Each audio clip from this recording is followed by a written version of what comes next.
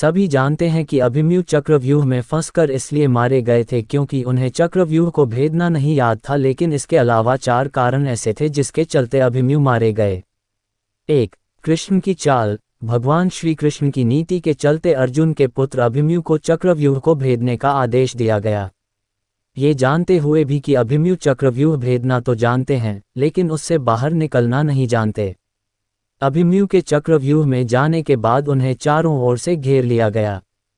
घेर कर उनकी जयद्रथ सहित 7 योद्धाओं द्वारा निर्मम तरीके से हत्या कर दी गई, जो कि युद्ध के नियमों के विरुद्ध था। कहते हैं कि श्री कृष्ण यही चाहते थे। जब नियम एक बार एक पक्ष तोड़ देता है तो दूसरे पक्ष को भी इसे तोड़ने का मौका मिलता है। 2. अन्य योद्धा अभिमन्यु के साथ नहीं जा पाए। प्रारंभ में यही सोचा गया था कि अभिमन्यु व्यूह को तोड़ेगा और उसके साथ अन्य योद्धा भी उसके पीछे से चक्रव्यूह में अंदर घुस जाएंगे। लेकिन जैसे ही अभिमन्यु घुसा और व्यूह फिर से बदला और पहली कतार पहले से ज्यादा मजबूत हो गई तो पीछे के योद्धा भीम, सात्यकी, नकुल, सहदेव कोई भी अंदर घुस ही नहीं पाए। युद्ध में शामिल योद्धाओं में अभिमन्यु के स्तर के धनुर्धर 2-4 ही थे, यानी थोड़े ही समय में अभिमन्यु चक्रव्यूह के और अंदर घुसता तो चला गया, लेकिन अकेला, नितांत अकेला। उसके पीछे कोई नहीं आया। 3. लड़ते लड़ते थक जाना। जैसे जैसे अभिमन्यु चक्रव्यूह के सेंटर में पहुंचते गए, वैसे वैसे वहां खड़े योद्धाओं का घनत्व और योद्धाओं का कौशल उन्हें बढ़ा हुआ मिला, क्योंकि वे सभी योद्धा युद्ध नहीं कर रहे थे, बस खड़े थे, जबकि अभिमन्यु युद्ध करता हुआ सेंटर में पहुंचता है।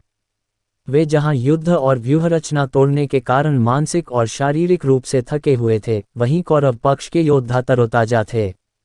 ऐसे में अभिमन्यु के पास चक्रव्यूह से निकलने का ज्ञान होता तो वे बच जाते, या उनके पीछे अन्य योद्धा भी उनका साथ देने के लिए आते तो भी वे बच जाते। लेकिन थकान के कारण वे अधिक जोश और होश से लड़ नहीं पाए। 4. युद्ध नियम के विरुद्ध हत्या। अर्जुन पुत्र अभिमन्यु चक्रव्यूह भेदने के लिए उसमें घुस गया। चक्रव्यूह में प्रवेश करने के बाद अभिमन्यु ने कुशलतापूर्वक चक्रव्यूह के 6 चरण भेद लिए।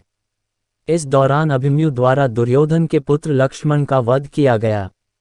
अपने पुत्र को मृत देख दुर्योधन के क्रोध की कोई सीमा न रही। तब कौरवों ने युद्ध के सारे नियम ताक में रख दिए। 6 चरण पार करने के बाद अभिमन्यु जैसे ही 7वें और आखिरी चरण पर पहुंचे तो उसे दुर्योधन, जयद्रथ आदि 7 महारथियों ने घेर लिया। अभिमन्यु फिर भी साहसपूर्वक उनसे लड़ते रहे। 7 ने मिलकर अभिमन्यु के रथ के घोड़ों को मार दिया। फिर भी अपनी रक्षा करने के लिए अभिमन्यु ने अपने रथ के पहिए को अपने ऊपर रक्षा कवच बनाते हुए रख लिया और दाएं हाथ से तलवारबाजी करता रहा। कुछ देर बाद अभिमन्यु की तलवार टूट गई और रथ का पहिया भी चकनाचूर हो गया। अब अभिमन्यु निहत्था था। युद्ध के नियम के तहत निहत्थे पर वार नहीं करना था, किंतु तभी जयद्रथ ने पीछे से निहत्थे अभिमन्यु पर जोरदार तलवार का प्रहार किया। इसके बाद एक 7 योद्धाओं ने उस पर वार कर दिए। अभिमन्यु वहां वीरगति को प्राप्त हो गया। अभिमन्यु की मृत्यु का समाचार जब अर्जुन को मिला तो वे बेहद क्रोधित हो उठे और अपने पुत्र की मृत्यु के लिए शत्रुओं का सर्वनाश करने का फैसला किया। सबसे पहले उन्होंने कल की संध्या का सूर्य ढलने के पूर्व जयद्रथ को मारने की शपथ ली।